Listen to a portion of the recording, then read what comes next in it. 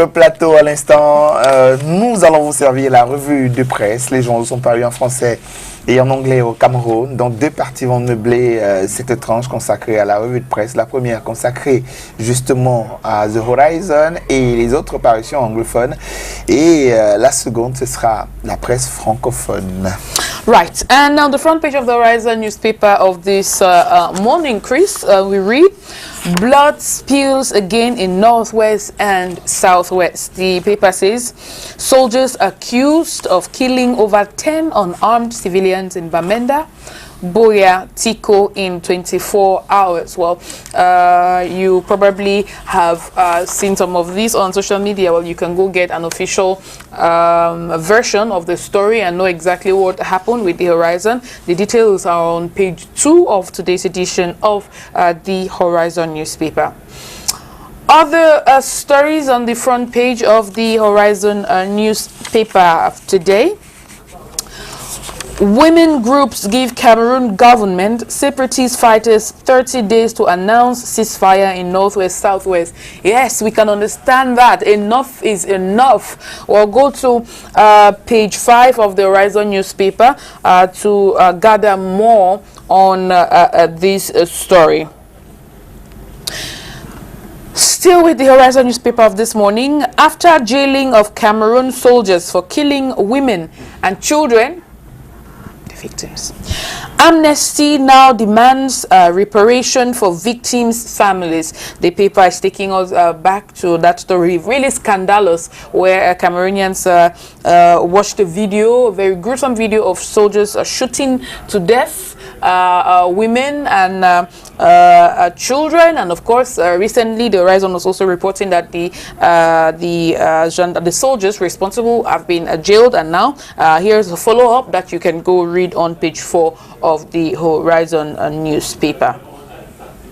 Talking about the events or non-events of September 22, 2020, the paper writes, Cameroon is a ship without a captain. The paper is quoting Maurice Kamto, the national president of the Cameroon Renaissance movement. His picture is on the front page of the paper, bottom right of the newspaper, so you can see there. Go read the details on page 12. And still related to that story, how the Biya regime missed an opportunity offered by the Kamto planned protest to score political points. Which ones exactly? Well, go find out on page 10 of the Horizon newspaper. Chamber of Agriculture president dies after barely 41 and a half months in office. That's very sad. The paper presents to its readers the unfortunate demise of Joseph Roland Mata, who was the president of the Cameroon Chamber of Agriculture. He definitely didn't have enough time to do the things that we think he could have achieved. Well, go learn more about the circumstances surrounding his death and what happens to his position as the president of the Chamber of Commerce on page 8 of today's edition of the Horizon newspaper.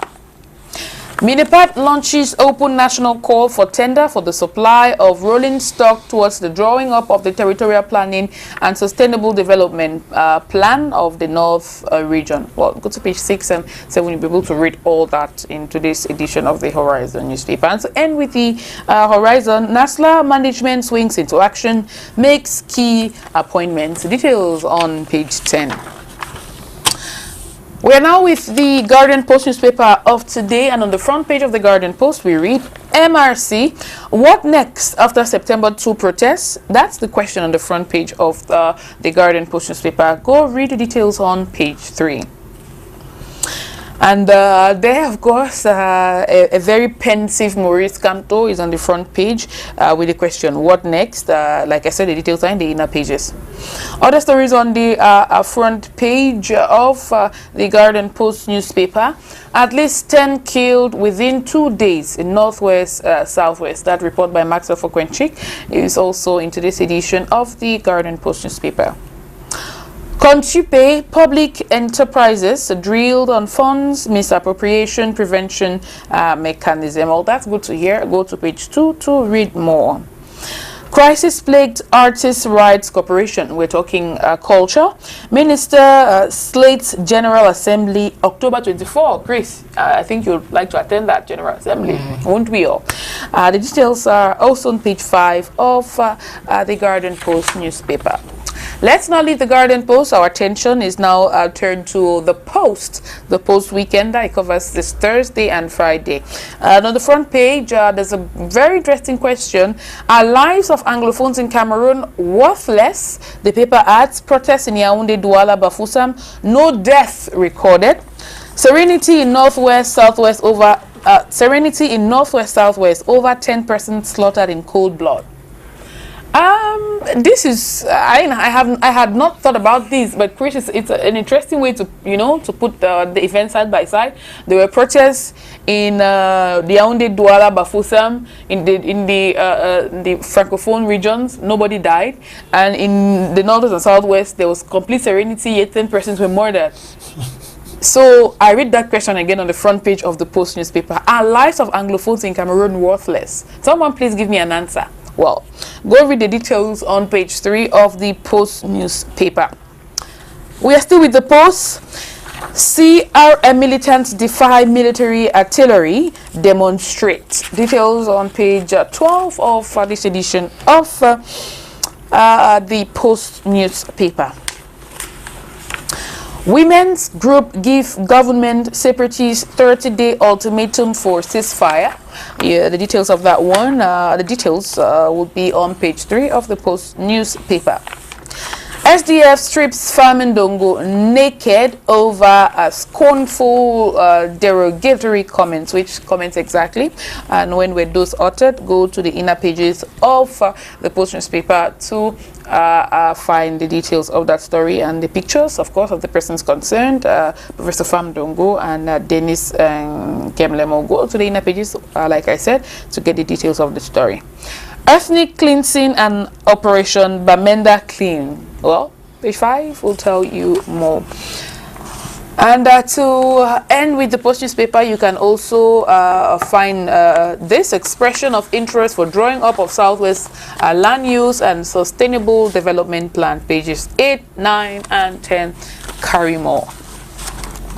To end this first part of the press review on Good Morning Cameroon today, let's look at Cameroon Tribune. Our focus, of course, as usual, will be on the stories in the English language. And let's start with this one today. Secondary education reopening modalities made public, the paper says, speaking at the ceremony to officially launch the opening of the 2020-2021 academic year.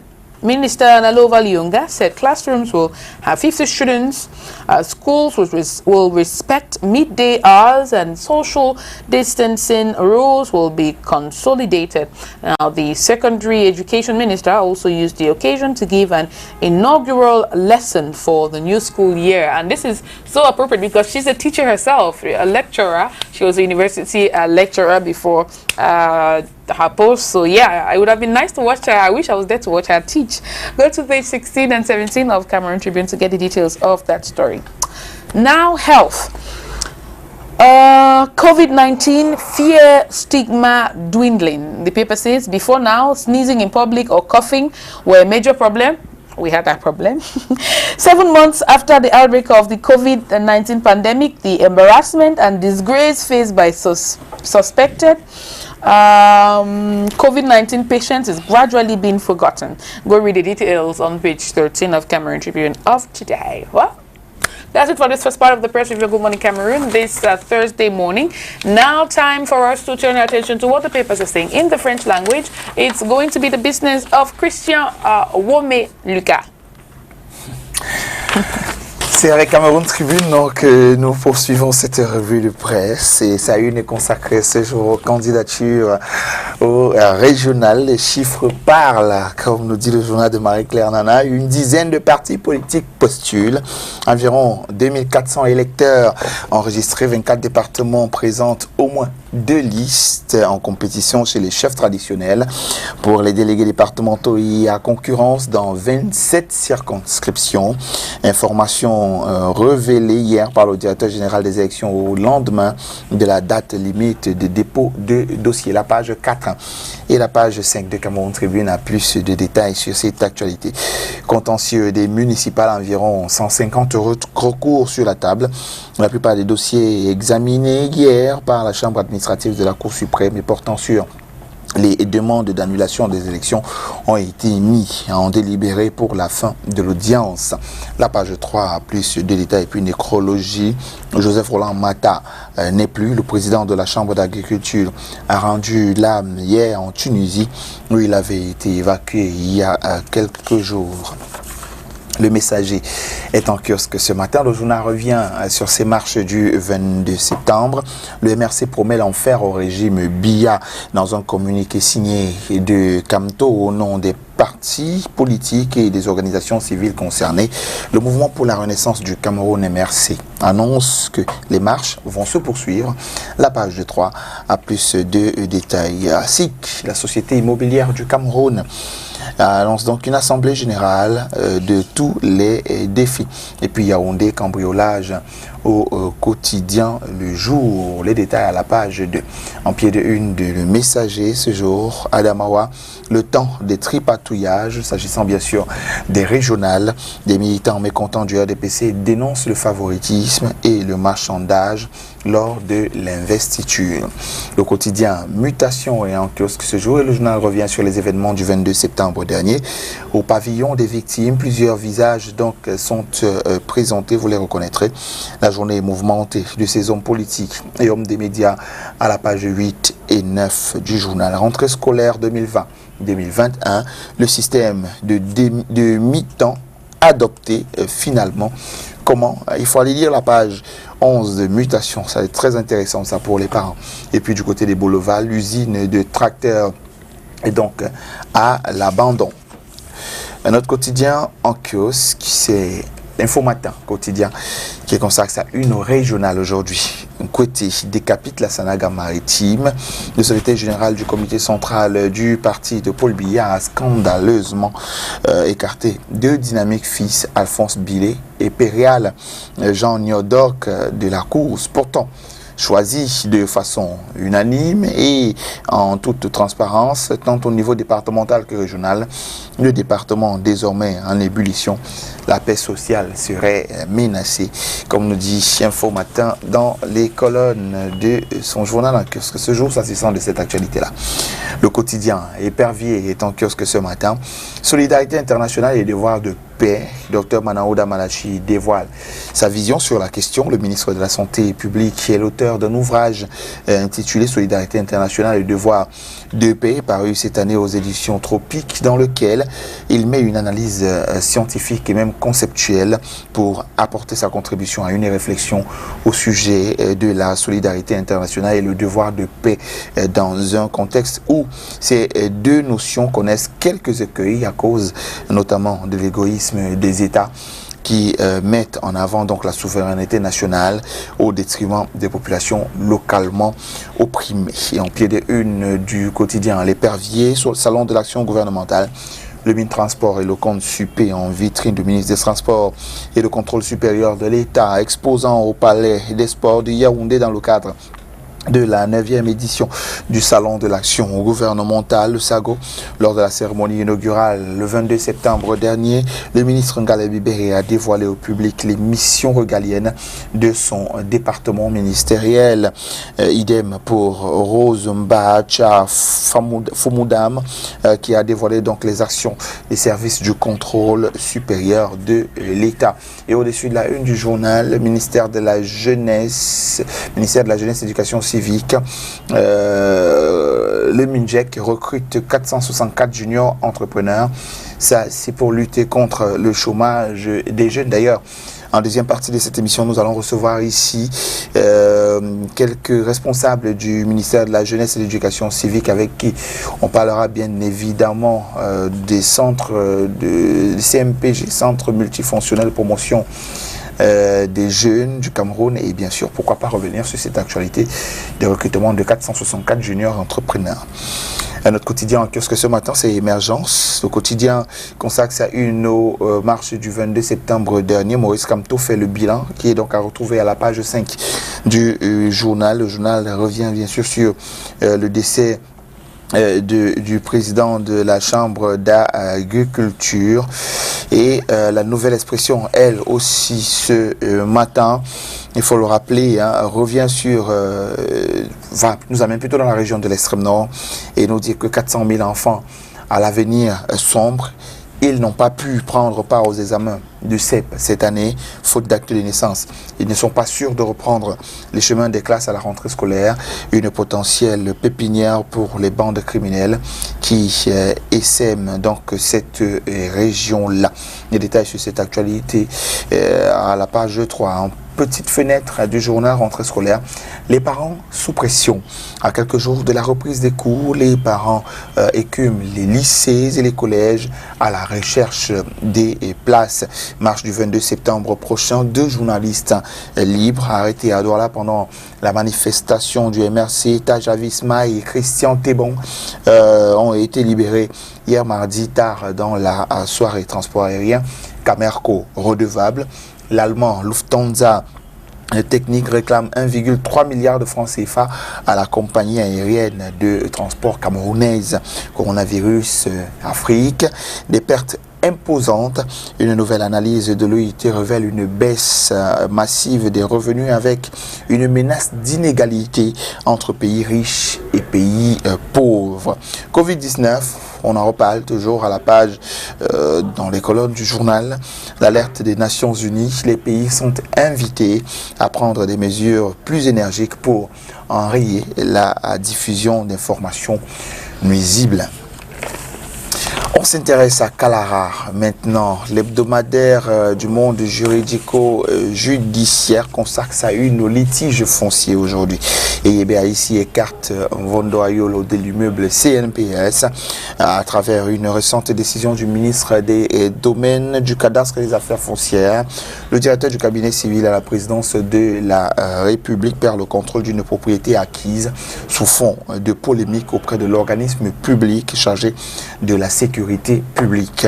Retour sur les rebondissements d'une bataille judiciaire vieille de plus de 10 ans sur l'ancienne demeure du feu Boton Angone, en pied de une du journal Conseil supérieur de la magistrature, ce que les agents de renseignement ont déclaré à propos de Laurent Esso est à retrouver dans les colonnes du journal ce jour. En petite fenêtre sur sécession, comment la Cour d'appel du centre a esquivé le cas Ayoub Tabé et consort. La page 10 a plus de détails. Et puis assassinat, 10 ans de prison pour les soldats tueurs des bébés et mamans. Vous vous souvenez certainement il y a quelques années déjà. Défi actuel étant que ce jour, le journal revient sur le 22 septembre dernier et ses marches. La désillusion qu'on pense défi actuel ce matin. Yaoundé, la population boycotte la marche. Le domicile de Moïse Kamto encerclé, réseaux sociaux, la guerre des fake news, Bertouanga, Ondere-Garoua et Bolova, le calme a donc prévalu d'après le journal Bafoussam. Les forces de l'ordre ont attendu en vain. Douala, manifestation sporadique dans quelques quartiers. Échauffourée à Bafan, marche encadrée du côté de Baham précisément. Réalité plus, c'est en kiosque ce jour. Si TV laissé Charles Ndongo bosser en paix, le Congo, ça vous donne même quoi. Ce ne sont pas mes propos, c'est dans l'intitulé de la une du quotidien de Réalité Plus qui nous a habitués à ces unes dans notre genre. Trop de commérages inutiles contre le directeur général de la CRTV sur des réseaux sorciers entre ceux qui voient leur CV a tout dit pour le remplacer et ceux qui balancent donc des saletés sur le net pour le saquer. Charles Ndongo travaille, pense le journal. En 4 ans, il a marqué des bons points et entend porter la CRTV plus haut. Tous les dossiers sont bouclés pour la joie du personnel. Charles Ndongo a mis son accord pour le paiement. Mais il attend de l'argent pour les exécuter. Inutile donc de l'acculer pour rien, pense le journal.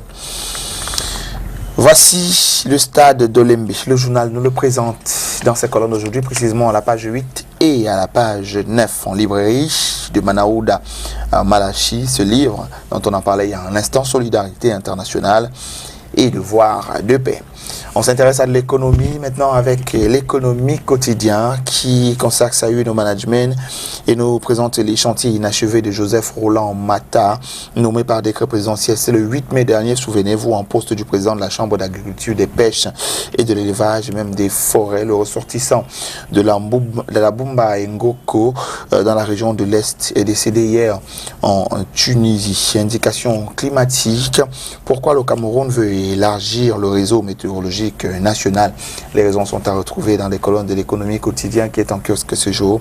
Et le journal s'intéresse à la sécurité routière et nous présente des travaux de signalisation verticale finalisés sur la nationale numéro 5. Compétition, les lauréats du Poésam Cameroun 2020 sont connus. Qui sont-ils? Il faut aller lire donc les colonnes du journal, le quotidien, l'économie quotidien. Bassin du lac Tchad, 3 mares naturelles à réhabiliter dans la plaine d'inondation de Ouazalogone.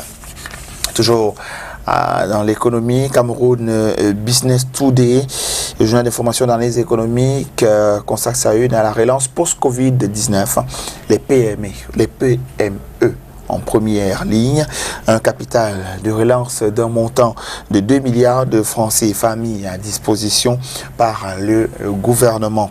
Une subvention de 500 millions de francs CFA destinée aux artisans et organisations de l'économie sociale pour produire donc les gels et même les masques.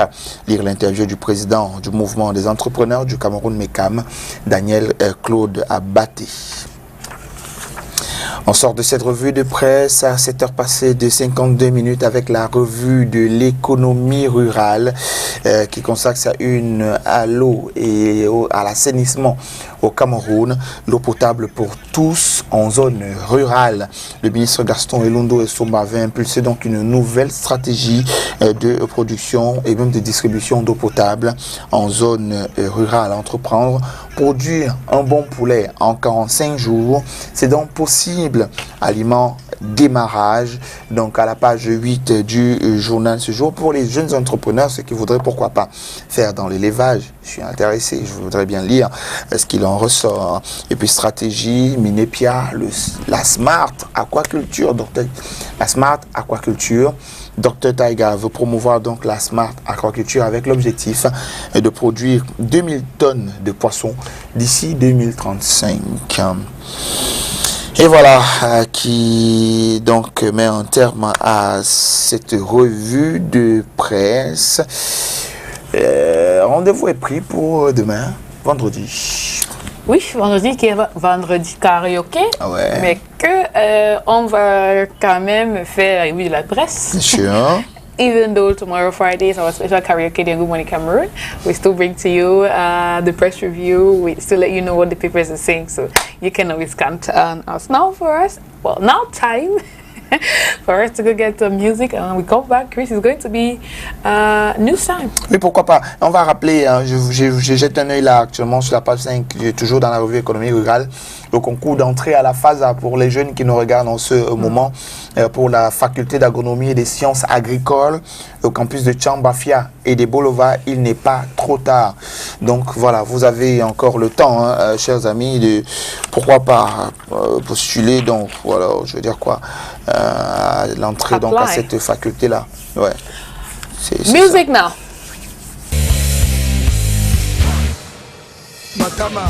Obafo yoga. Uti yule. Mbolo. Mafia chobla. Soko biwo. Mbaba. Menabuna wabuki maholio. Jana. Agazane hamyofu. Abala. Gaga chiangu. Bolon. Sare jam iko jam. Madala. Laisse-moi se battre. Monsieur Sonora là. Ma fille andi lam. Et bien, du coup. Gavineur en la top.